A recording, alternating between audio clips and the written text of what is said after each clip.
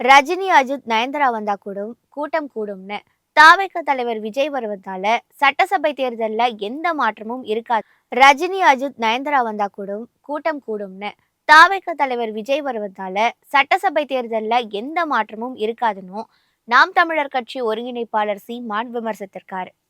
கோவையில செய்தியாளர்களுக்கு பேட்டியளித்த சீமான், நடிகர்கள்னாலே அதிக அளவுல கூட்டம் வருவது வழக்கம். அதே போலதான் திருச்சியில் தாவேகா விஜய்க்கும் கூட்டம் திரண்டுள்ளதுன்னு கூறியிருக்காரு. ரஜினி, அஜித், நயன்தாரா வந்தா கூட்டம் கூடும்னு தாவேகா தலைவர் விஜய் வருவதால சட்டசபை தேர்தல்ல எந்த மாற்றமும் இருக்காதுன்னு நாம் தமிழர் கட்சி ஒருங்கிணைப்பாளர் சீமான் விமர்சித்திருக்காரு.